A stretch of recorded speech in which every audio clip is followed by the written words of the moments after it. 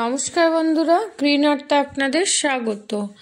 আজ আমি গরমের কিছু গাছের খাবার দেব, যেটা খুব দরকার এই মাসে বা তারও আগে দিতে পারেন। আমার একটু লেট হয়ে গেছে, তো আমার কাছে বিশেষ কোনো খাবার নেই, তবে যেটুকু আছে সেটুকু দিয়েই আমি স্টার্ট করব গরমের গাছের পরিচর্যা। তো আপনারাও আপনাদের কাছে রাখা যে জিনিসগুলো আছে সেটা দিয়েই আপনারা গাছের পরিচর্যা করতে পারেন। সব সময় যে একদম পার্টিকুলার জিনিস মেপেই গাছে দিতে হবে এরকম কোনো কথা নেই। তো আজকের যারা আমার ভিডিও প্রথম দেখছেন, প্লিজ সাবস্ক্রাইব করবেন আর পাশে থাকা বেল বাটন অন করে দেবেন। গার্ডেনিং সংক্রান্ত এরকম ভিডিওর নোটিফিকেশন আপনাদের ফোনে পৌঁছে যাবে। তো এখানে অপরাজিতা, অ্যালমন্ডা আর এটা হচ্ছে ডিকোমা। অ্যালমন্ডা হলুদ কালার আর ডিকোমাটা আছে অরেঞ্জ কালারে। ডিকোমাটা উপরে উঠে যায় আর শীতের জন্য সমস্ত ডালপাতা নষ্ট হয়ে গেছে, তবে গরমে আবার নতুনভাবে হয় গাছটি। তো এখন আমি খাবার প্রয়োগ করব।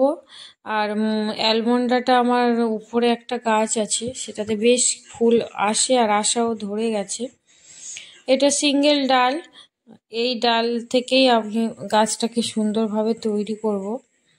বন্ধুরা, আমি তার জন্য নিয়ে নিয়েছি, আমার কাছে হাড় গুঁড়ো ছিল 1 মুঠোরও বেশি, 2 মুঠো মতো একটা হাড় গুঁড়ো নিয়ে নিয়েছি।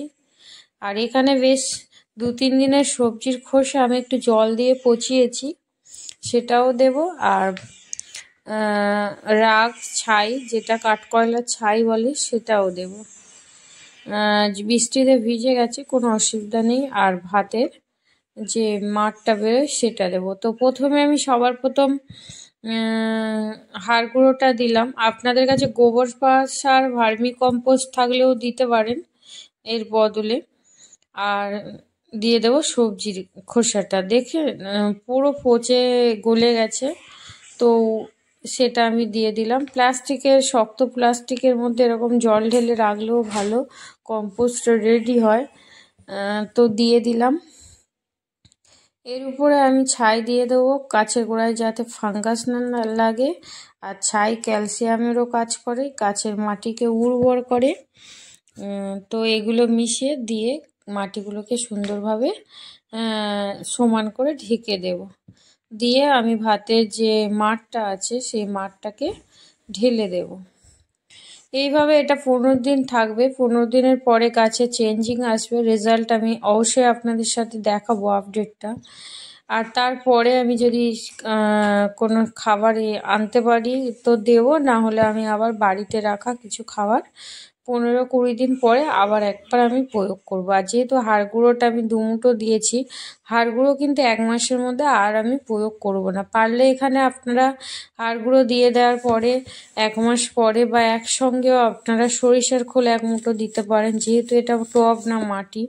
তো চারিদিক দিয়ে দিয়ে দিলে এখানে 1 হাত বাই 1 হাত, মানে এই 1 ফুট বাই 1 ফুটের একটা মানে রেখেছি আমি বাড়ির চারিদিকে সিমেন্ট করা ইটের।